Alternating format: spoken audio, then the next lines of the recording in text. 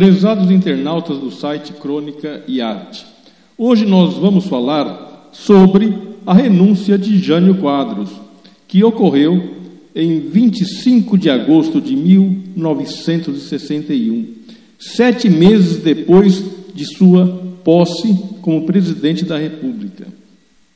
Eu começo esse artigo com o mesmo nome do poema de Manuel Bandeira, Elegia de Agosto. Elegia, porque elegia é um poema curto que tem um sentido de pesar, um sentido de tristeza, de luto. E esse sentido é que foi dado por Manuel Bandeira, em seu poema Elegia de Agosto.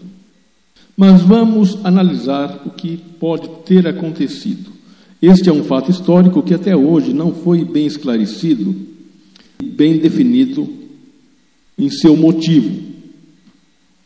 Jânio Quadros teve uma ascensão meteórica como político. Ele era advogado, professor e escritor, autor de um dicionário famosíssimo, muito bom, e dono de editora também. Como político, ele se tornou prefeito e depois governador de São Paulo. E sempre a sua marca foi a lisura. A sua marca foi a honestidade. E todos os seus inimigos jamais contestaram essa questão. Realmente, ele foi honesto. E ele governava por bilhetes. Ele não fazia ordens burocráticas. Ele escrevia um bilhete dando uma ordem, talvez para pular os entraves burocráticos que existiam em todas as administrações. Depois da sua carreira como prefeito e governador, ele, em 1961, se torna o 22º presidente da República. E a sua marca foi a vassourinha. A marca de campanha é a vassourinha. É por isso que no site, junto com esse vídeo, eu vou colocar a música de campanha do senhor Jânio da Silva Quadros. Na sua eleição, ele, com uma coligação de partidos que era do PTN, PDC, UDN, PR e PL, ganhou com 5,6 milhões de votos, 2 milhões a mais do que o seu rival mais próximo, o PSD, que teve 3 milhões. Uma votação estrondosa jamais vista antes, durante a República. E, como sempre, Jânio governou com lisura e com os famosos bilhetinhos. Ou seja, uma ordem direta e curta, cortando os possíveis intermediários de distorções. Só que, como presidente, ele começou a enfrentar uma oposição cerrada do Congresso. Queira porque ele, na sua política, agora, começou a desenvolver uma abertura que tentava tirar o Brasil do eixo da Guerra Fria. A Guerra Fria, a partir de 1946, ou seja, 45 acabou a guerra, 1946 começa todo um comportamento aonde Estados Unidos cria uma área de influência na Europa Ocidental, a Rússia cria uma outra área de influência na Europa Oriental, essa área de influência da Rússia cresce na Ásia, a área de influência americana cresce na América do Sul e assim por diante. E o Brasil, como venceu a guerra do lado mais dos americanos do que dos russos, porque a Rússia também era aliada americana durante a guerra. É a ironia do mundo. Então o Brasil acabou ficando aliado americano no pós-guerra, dependente dos Estados Unidos em relação à sua política externa. E Jânio Quadros começou a fazer um movimento para tentar sair desse entrave. Tanto que assim que tem a Revolução Cubana, em 1959, os norte-americanos, a partir de 60, começam a criar um embargo econômico, criam depois um embargo econômico pesado, e em 1961, Cuba está praticamente isolada na América. E no Uruguai, o Brasil vai e defende Cuba, a reintegração de Cuba ao continente americano, pelo lado econômico e pelo lado político, e faz essa defesa em Punta del Este. Tanto que, no dia 20 de agosto de 61, 5 dias antes da renúncia de Jânio Quadros, o Che Guevara passa no Brasil e o Jânio Quadros condecora ele com o grau máximo da República, a Gran Cruz da Ordem do Cruzeiro do Sul. Che Guevara, na ocasião, agradece em entrevista a posição do Brasil em defesa de Cuba. E a posição do Brasil foi realmente, então, a de que Cuba fosse tratada na Conferência de Punta del Este como um país americano, quer dizer, integrado na América e não separado por causa do bloqueio como estava. O Brasil procurava também uma abertura com a China comunista. A China, em 1946, tinha se separado da União Soviética. Mao Tse-tung, a partir de 1946, 1947, cria uma linha chinesa de comunismo separada da União Soviética. E o Brasil tenta uma aproximação. Tanto que, naquele período, o vice-presidente que tinha ganho com o Jânio Quadros, o senhor João Goulart, ele estava na China, estava em visita à China, para fechar acordos comerciais. E aí, o Brasil começa, então, a afrontar os norte-americanos dentro da Guerra Fria. Esse poderia ter sido o motivo que teria feito com que políticos forçassem o Jânio a renunciar? Sim, poderia, eram motivos fortes para a época. Quem não era pró-americano era forçado a ser pró-americano aqui no continente, assim como na Europa comunista, na Europa Oriental, quem era o país que estivesse ali era forçado a ser da União Soviética. Então existia esse jogo de forças. E Jânio Quadros estava tentando sair, mais ou menos, numa linha que esses governos ultimamente têm tentado fazer aqui no Brasil, com o BRICS, certo? Então o Jânio Quadros tentou fazer em 61 um arranjo, e nesse meio tempo o Congresso começa a ficar contra ele. Pode ser que o Congresso estivesse contra ele a pedido dos norte-americanos? Sim, pode ser que sim.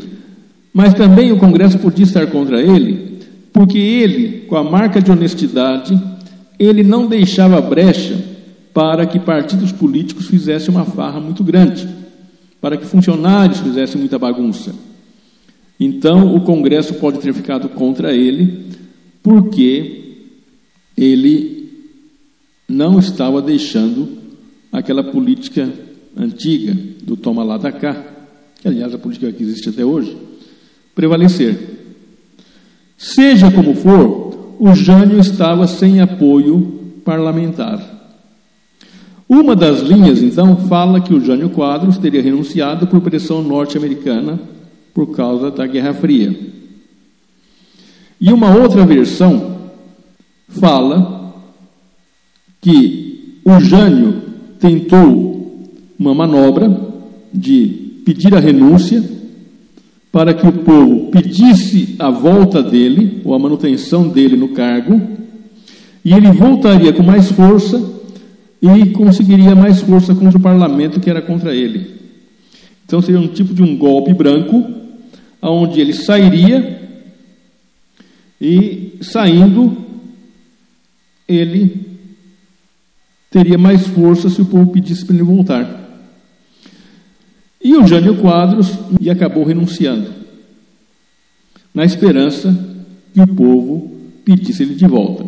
Essa é a linha que alguns historiadores têm chegado à conclusão que foi a linha definitiva. Mas nada impede também que a questão da Guerra Fria tenha feito com que a pressão contra ele fosse tão grande que ele tenha renunciado para não fechar o caminho dos norte-americanos aqui na América Latina. Porque o Brasil, ele sempre teve, por causa do seu tamanho, de 8 milhões e 500 mil quilômetros quadrados de terra, só não dividindo com o Equador e com o Chile, ele tem uma posição que ele domina toda a América do Sul. Então, se ele criar uma independência contra um parceiro econômico que ele tenha, ele pode arrastar todos os demais países.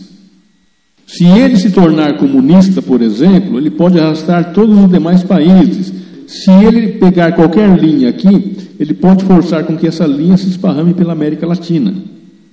Então, daí a necessidade do americano de não deixar o Jânio Quadros, na época, seguir uma independência. Aliás, essa questão, mais ou menos, lembra a situação atual.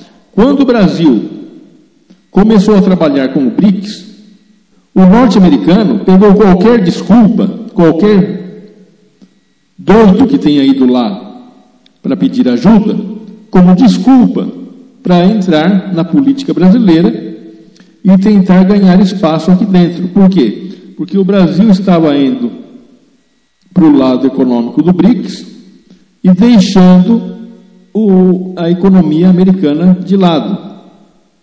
É certo ou errado isso? Veja, o Brasil tem que ser independente de alguma forma. E nunca foi totalmente, por causa desse jogo nosso. Nós temos, por uma quantidade de minérios tão grande, de ferro, bauxita, cassiterita, ouro, tungstênio, todos os minérios em grande quantidade, urânio. E isso é um chamariz para que grandes potências queiram ter influência aqui. A crise de agora, nós não podemos medir quais os motivos reais dela. Mas provavelmente tem isso no meio também. Mas a crise de 61 pode ter tido essa questão. Porque realmente ali a Guerra Fria era muito mais pesada do que hoje, certo? E o Brasil estava tentando uma terceira via. Isso era intolerável aos norte-americanos. E nessa pressão que o Jânio Quadros sofria, se ele realmente saísse e o povo pedisse para ele voltaria com tanta força que essa pressão que era exercida pelo parlamento contra ele, a mando de quem ninguém sabe, das forças ocultas ou não, ele teria força contra esse parlamento. O que dá muito sentido a essa versão de que ele renunciou para voltar nos braços do povo foi a resposta a uma entrevista, que ficou famosa a resposta, quando perguntaram para ele: Jânio, por que você renunciou? Ele disse: filo porque quilo, em bom português castiço que ele usava, fiz porque quis. Esse querer dele, então, tinha realmente, ou provavelmente, esse motivo de sair, o povo pedir para ele voltar, e ele voltaria. Sobre a saída do Jânio Quadros, que é o título do artigo que eu vou colocar, ou que está no artigo que eu vou colocar, tem o poema do Manuel Bandeira, que eu vou ler, que é muito interessante. E se não mostra a verdade, mas mostra o sentimento do povo em relação à renúncia. Elegia de agosto, de Manuel Bandeira. A nação elegeu seu presidente, certa de que ele jamais a decepcionaria. De fato, durante 7 meses, o eleito governou com honestidade, com devoção, com bravura, Mas um dia, de repente, lhe deu a louca e ele renunciou. Renunciou sem ouvir ninguém. Renunciou sacrificando o seu país e os seus amigos. Renunciou carismaticamente, falando nos pobres e humildes que é tão difícil ajudar. Explicou: não nasci presidente, nasci com a minha consciência. Quero ficar em paz com a minha consciência. Agora vai viajar longamente no exterior. Está em paz com a sua consciência. Ouviram bem? Está em paz com a sua consciência. E que se danem os pobres e humildes, que é tão difícil ajudar.